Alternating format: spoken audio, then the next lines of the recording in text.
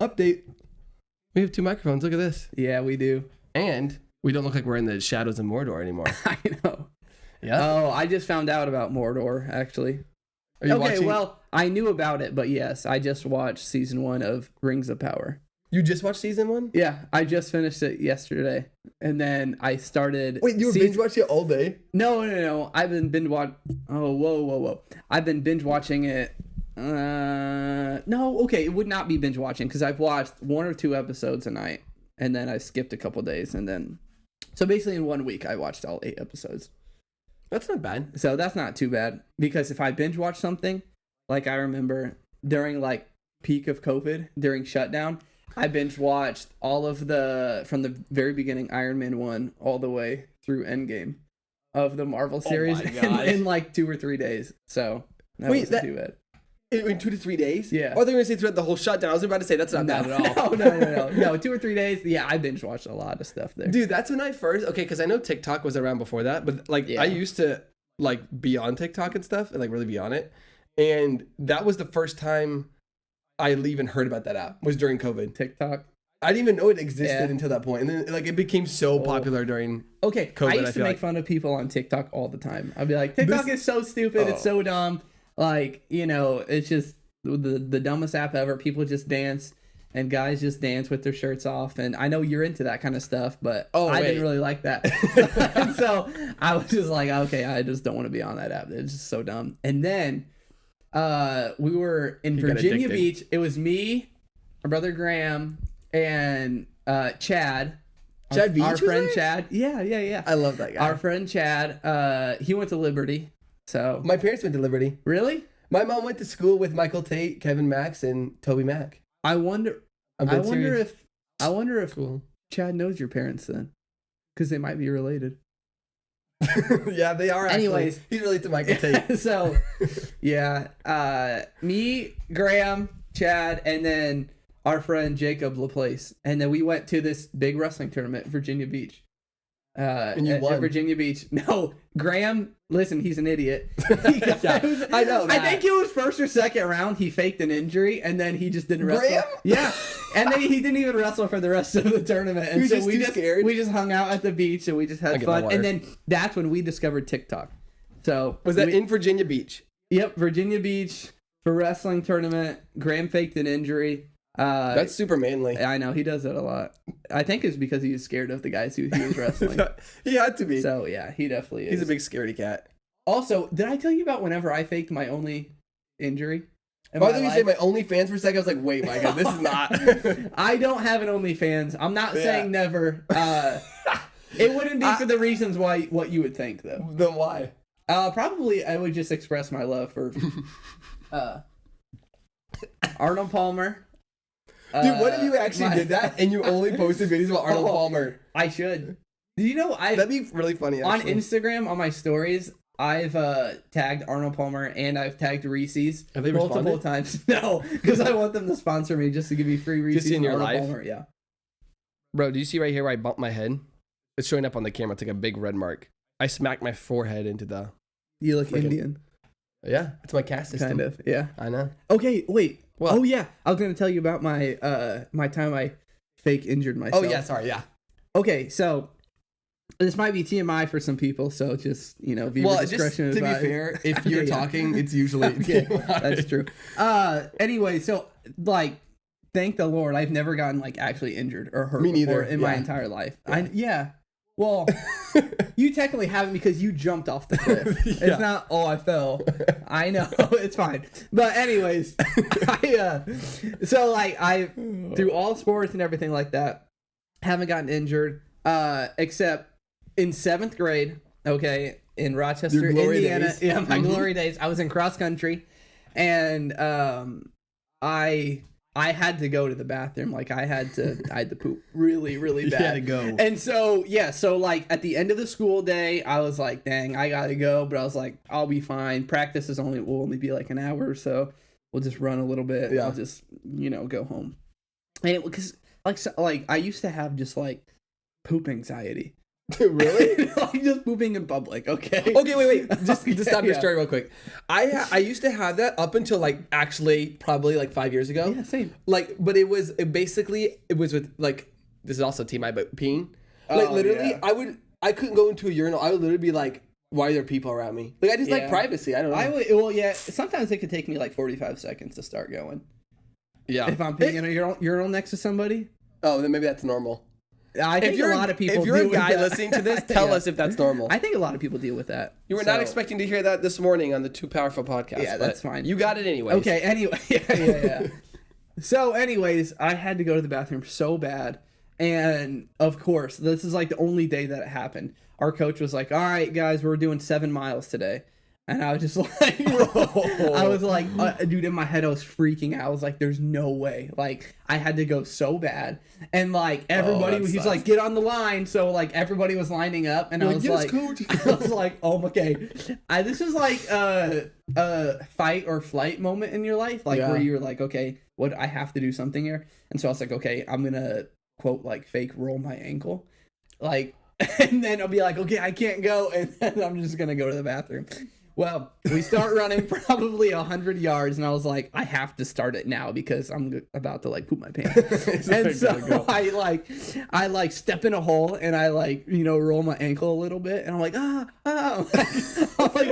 like fake screaming. I know, I'm fake screaming, and then the coach and someone else comes over. They're like, hey, what happened? I was like, I think I rolled my ankle.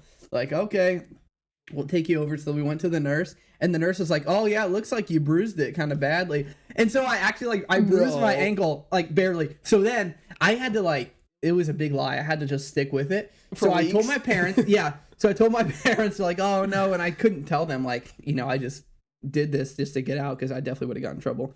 So my parents got me crutches, and so I had to fake walk on crutches. And then anytime they weren't looking, I would just walk normal. And so then, how long did you before you told them this is probably like a week that I was on crutches, maybe like 4 or 5 days. So, anyways, I was on crutches. Then we went to the store one time, and I rode in one of those electric shopping carts. So that was super fun. But listen, I think this was like it was fun to lie. This was I don't believe in karma, but I think this was karma if it did exist.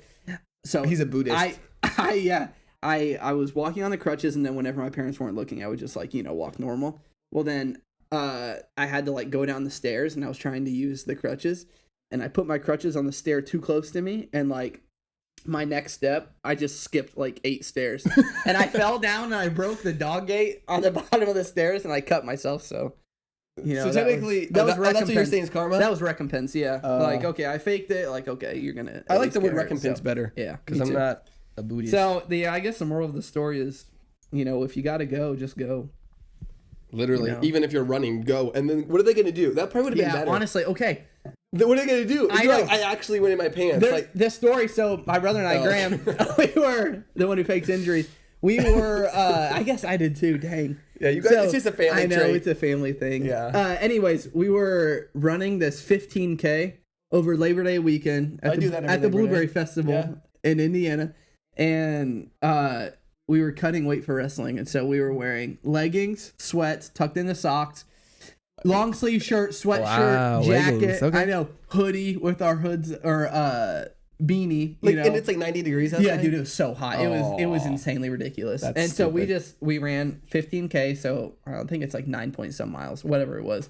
So another one, I had to go to the bathroom so bad. I mean, so bad, but I didn't, and I didn't fake an injury. I just walked a little bit over halfway. Once I got over halfway, you're just in cornfields in Indiana. That's just basically all that it is. Oh my gosh, I know where this is going. But listen, so I'm walking, and there's old people that had to go to the bathroom as well. They would go into the cornfield, pull down their pants, and just let it go. Pull their pants back up and just keep running. I was like, I am not doing that. So you wouldn't degrade yourself that much. Yeah, no, I did not do that. But that's the thing. If you just got to go and you're a runner, they'll just go on the side of the road. I've literally heard. Now, obviously, they train for it, and people who really do marathons and stuff, and they also will stack their or pace their food out and stuff. There's a lot of tricks that people do. I've heard that even professionals who go to the bathroom in their pants. If they're on major runs. Oh, I bet. This is such a weird app. This episode's just gonna be called poop. I don't know why, but that's good, crazy. Bro. Yeah, running's pretty wild. I don't like running. I'm surprised you like running. Like, I know you like CrossFit and that kind of stuff. I do love running. Yeah, I do like it. I'm not built for running, though. I'm built like SpongeBob, He's built different. I'm built like SpongeBob. I'm just, Or Patrick. I'm a big fat square. Yeah. I have the size of Patrick, but the build of SpongeBob. So, yeah. SpongeBob is a really cool guy, though. But I do love running. I love running a lot. I'm just not. Yeah, I wish I did. At one point, I'd done multiple, like when I was, in a lot better shape than I am now. I got multiple sub 6 miles, which isn't good. I don't know what that means. For runner. Like sub 6 minute miles. Like under 6 a mile. okay. Yeah, under 6 minutes. Yeah. So like 5:40 something. But I thought you were telling me a cool like car model. No. The sub 6 Aurora. Sub 6. No. I just made up a car right now. Yeah. I patent that. So if anyone makes that a car, I'm suing. Or Elon can steal that.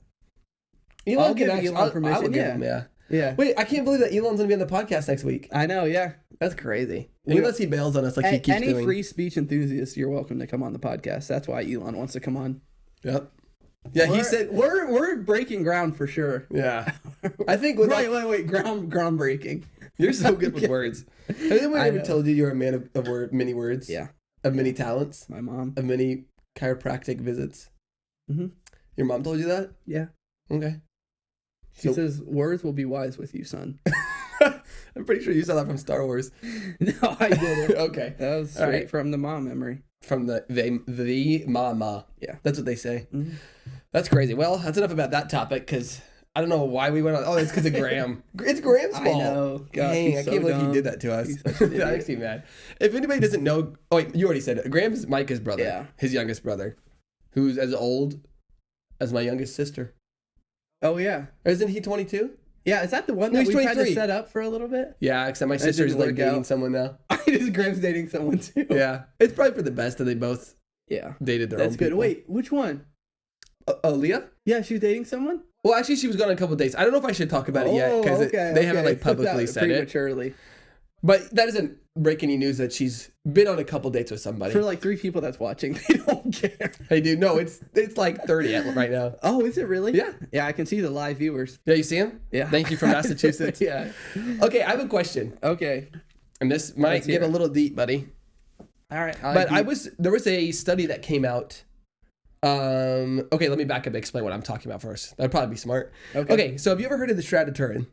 Oh, or Turin, or however you say it. Yeah. Okay, so you know what it is, right? Yes, so it's sir. basically they believe it's the burial cloth of Jesus. Yep. Now there's a lot of reasons why they think this. Part of it's because it's been like passed down through church history.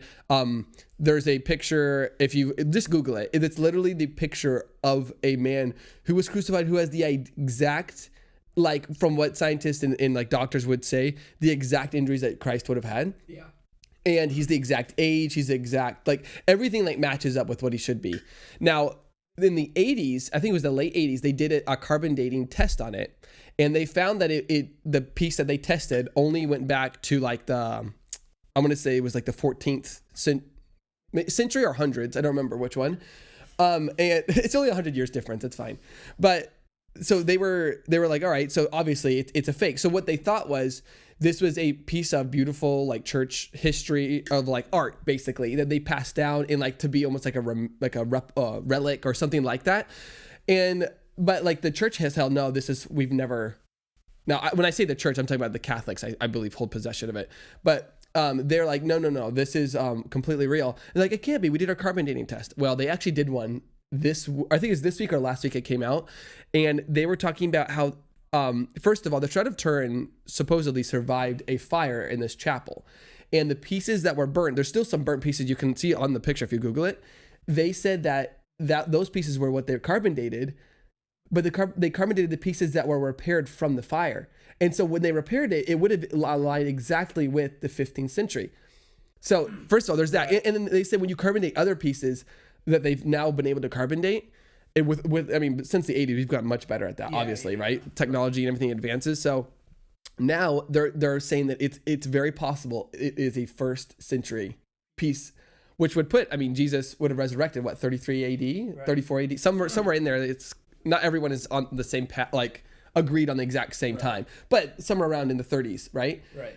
So there's that. And then So they're talking about how like first the carbon dating in the 80s was inaccurate, and now they're finding that when they carbon date it, it's very, very possible. But not only that, I watched this documentary like maybe a year ago about the Shroud of Turin, and they were talking about how the way that the supposedly like art, right, that they're calling art, it's not made by any paint that we know, not any kind of tap. Like there's literally I'm pretty sure everything that they would have used was all from that century too. Like everything goes back to that time. Oh yes, like they only use that during that time. Like too. we have no other records of them not using that. Yeah. And they still don't know how this was made. We don't know how, like, and we can look at famous paintings like the Mona Lisa and things like this. Like, oh, that's exactly like we can even way older than the Mona Lisa. Like we can know ancient Egyptian art and stuff and tell you what kind of powder they used to make the paint. Like we know this stuff, and for some reason the Shroud of Turin, it's like, okay, we have no idea how this was made. And this guy did a test, and he said that it's very possible that the way that this was basically burnt into this fabric was by like the most intense radioactive. Yeah, he said the light would have been enough to power. Did you see this? Yeah, like a football stadium for like 3 million years. Yeah. I don't remember. It's something crazy. It's probably not that, but it's something crazy to the fact like the power that it would have to burn an image of a person. Right. And he said like it only makes sense that a resurrection like that event would have basically caused that to be burnt in. Yeah. So I don't know. What do you think about that? It's crazy. No, I believe it for sure. You think it's real? The Shroud of Turin? I think it's real. Okay, yeah. I think it's real. I'm for sure on the real part. Anything like that, I'm just for sure on the real part because we believe the Bible and hold it to be true in all facets, right? And it's so real. Right. And it's not just like fairy tales and fables and stuff like that. Like it actually happened. And there's so much archaeological evidence for so many things, for the flood, for different battles, for and like I said, the Shroud of Turin. So I definitely think it's real. And I think it's just crazy. Like there's just so much as we just keep digging and digging and digging and like exploring new places. It like just more evidence comes up of like, oh my gosh, this like really happened. The Bible is so accurate. Yeah. And so true. And yeah, it's just exciting. Well, even like talking about that, just think about like you look at the Old Testament laws and a lot of them seem like, wow, that is so not pointless. I don't want to say the law's pointless, but excuse me. But it's just like, wow, that's like so many different details. Yeah. Well, it's not till we had modern science that we realized a lot of the laws that God was giving them was because it was actually for their self-preservation. Like it was healthier for them to not eat pig meat, and it, because all these things we didn't know about, or like there's a whole bunch of like the cleanliness laws and stuff.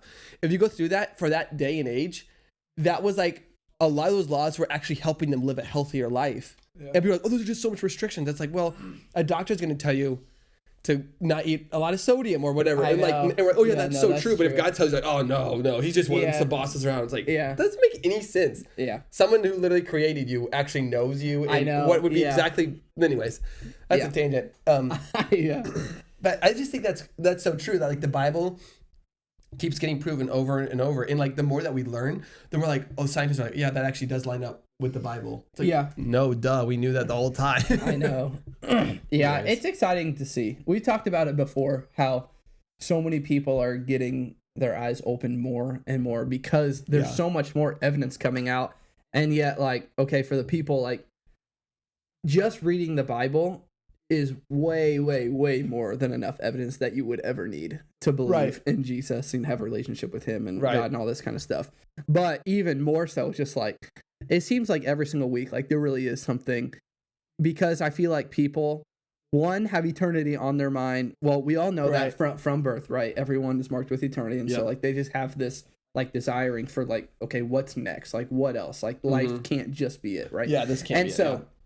And then so like more and more, I feel like people are getting to that level to where like, okay, what's new? What's not what's new? Like what's next? Like what's in the next quote life, or for people that aren't believers, like they have some sort of desire to see what's going to be next, and with more evidence just continuing to come out like every single week, it's just like so plain and simple. Like obviously Christianity is it's the way, and so many more people I feel like are acknowledging that, or at least saying okay that it could be like when they were on the way at the other end of the spectrum before. Yeah. And Yeah, there's actually I don't remember the number, so I'm not going to pretend to. But there was a study done recently that's saying like this generation, especially like the pre-COVID or like the post-COVID like young people, they're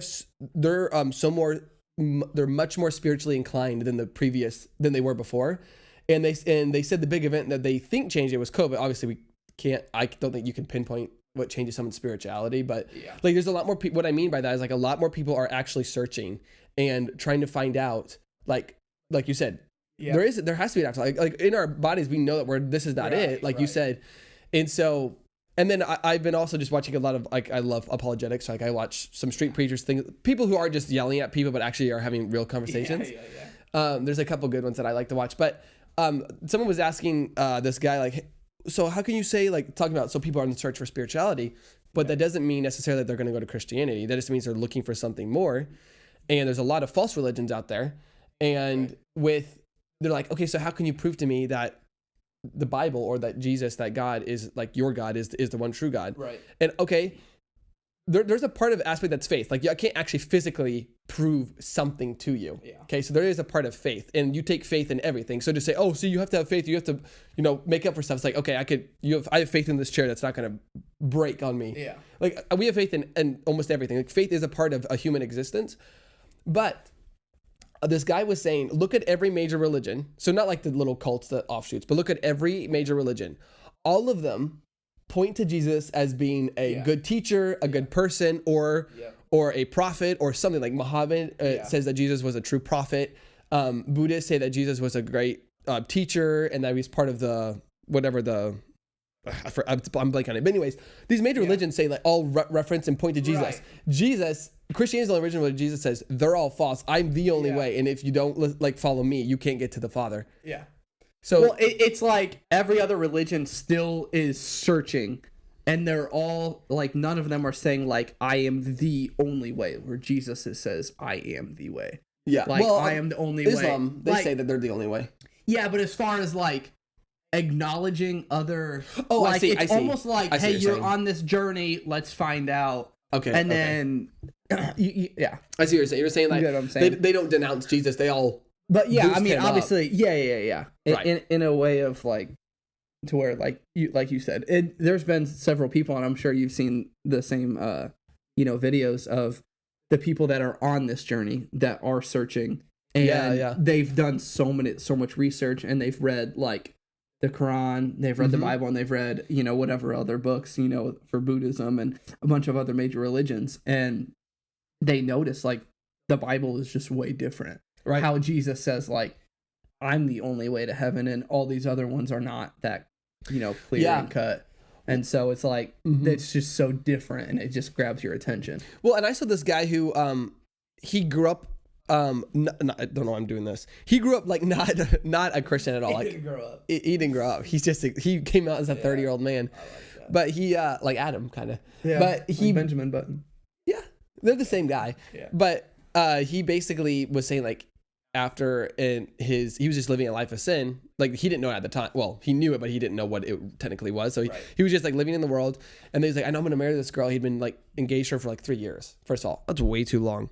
But 3 years for him, it was a good thing because she broke up with him like the next day. And he's like, well, my life's, gone to crap. So now he's searching. So he searches New Age. He studies that. He studies Islam. Like, and he knows so much about Islam, which is cool because I see him like witnessing to Muslims, which is awesome. But he said at the end of it, everything felt empty and short. Yeah. And then he said, all right, he said, Jesus, if you're actually God, I promise I'll follow you. I'll do what you say, but you have to show up and show me you're real. Yeah. You can't, another religion, you can't, first of all, a lot of them, you would be like rebuked for asking, even daring asking that. You just have to believe and like, like you can actually have that conversation like, God, if you're real, show me. Yeah. And he's the only God that actually shows up and he shows this guy like literally in this cool supernatural way, shows him that he's God. Yeah. And then he literally gets saved in that moment. He gets born again. And then now he's apologetics. He does apologetics. So it's super cool. But like, what other religion can you be like, all right, I'll follow you. I'll believe you, but I want you to prove it to you. Prove you to me. Right. And then he comes and does it for you, and it causes belief. Right. It's because he didn't die in the grave. He rose again, right? Because he's still alive and he's still active doing things. That's why the Shroud of Turin's real. But yes, that's. You like how I brought that back? I know. Yeah, that's full circle moment. I like sure. that for me. Yeah. But anyways, I just think that Sorry, I thought you were about to say something. No, I think that's good. There's a lot of what's the word? I'm thinking of the word. Testimonial videos. There we go. Of people that have that exact same thing of you're searching for all these things and then you finally say, and this is what I think is cool. It's all these testimony videos. It's like at the end of the rope, people always go back to Christianity. It's always like, God, help me. It's never Muhammad, help me. Yeah, right. It's never like all these things because it's not going to happen. Right. You know, it's just like, God, if you're real, and then all of a sudden God always shows up. Like it's just always every single time. Right. You know, and God reveals himself in a way that, you know, opens up their eyes and they're like, okay, this is obviously real. I've cried out and I've tried a million other things, but this is the only thing that, you know, happens. You know, this is the only thing that I've ever felt anything, and this is the only time that, you know, any other God would have obviously just ignored because it's just not real. And then God, you know, the one true God, it's like, okay, I'll show myself to you. Yeah. You know, and he's just so gracious like that, which I think is really cool. Yeah, it is super cool. Yeah. Yeah, it's wild. So I think we could obviously, I think we could do a whole episode in the future about why, because there's a lot more than that, like factually why Christianity is the one true religion. Yeah, we could probably do years and years and years of it. There's people that do. There's people that do. That's true. Do years and years, like apologetics. I mean, think about how many years that they've spent, you know, proving God, and they just like will never stop. And it's like those people, and they say like, oh, if you get more knowledge, like if you become more philosophy and you get more in knowledge and you're enlightened, you'll have no need for God. Like some people say that, like especially atheists like to hold that view. Well, it's like these people who have like 50 PhDs or whatever and have been searching, they only fall in love with God more, and he's more real to them. Like think about Jordan Peterson. Yeah. That guy's got an IQ of probably 600. I know. Not as high as me, but yeah. Well, yeah, he's right underneath you. Yeah. It goes Albert Einstein, Micah Calhoun, Jordan Peterson. Yeah, I'm right. I'm sandwiched in between, like Jordan Peterson's below me, Robert J. Oppenheimer's right above me. Yeah. But I'm and Adam Sandler's to the side. Yeah, we're probably equal. I would say you are each other's equal. Yeah. But anyways, I think that'd be fun to do a podcast. I think like that would be a really good one to ask Brian Moody to come on and do like an hour long or even plus. You just like have a sit down, like have 3 microphones, like a bunch of cameras, and just talk literally only because he could talk about anything theological. Yeah. But ask him about why Christianity is the one true religion. Right. Because that guy's done lots of study. Actually, do you want to do that? Should we? I'll text him and see if he wants to do that sometime. Because he's a school teacher now.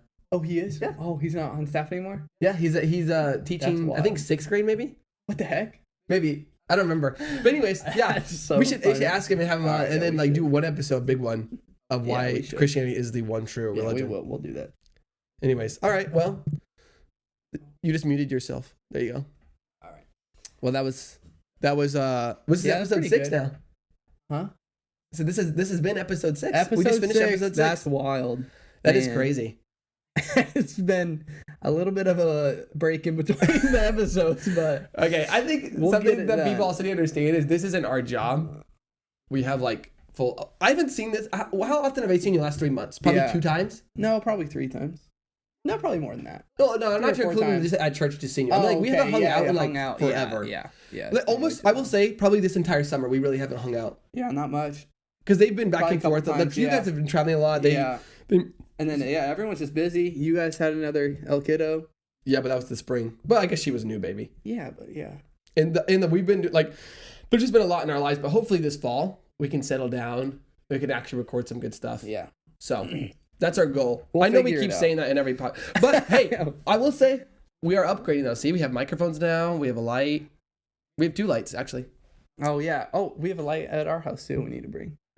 Dude, if we did that, that would be like we could have like a good setup. I know, yeah. For the next podcast, then it would be like light. Yeah, we'd be like basically like giving a speech like on a podium where the lights are like. We should on the next podcast. Let's try putting these on a stand. See if that does anything. Okay. Anyways, all right. Well, come back for episode 7 because it's coming. 2 weeks from now. Mark my words. All right, I love to the day. Friday. To the day. The 2 Fridays from now. So mid-September. So would that be? I don't know, mid-September? Yeah, Friday the 1st. Friday the 13th, yeah? Yeah. Okay. Yeah, okay. All right, well, God bless you, sir. Hey. Lefties are besties. That's right. That's what my mom said. Your mom says lots of things. I know. Get your hands off of me. My mommy is like Bobby Boucher's mommy. Mama sit. Yeah. I forget her name. Do Bobby for us real quick to say goodbye. Be Bobby. The water boy. Okay, you ready? Yep. No, you're wrong, Colonel Sanders.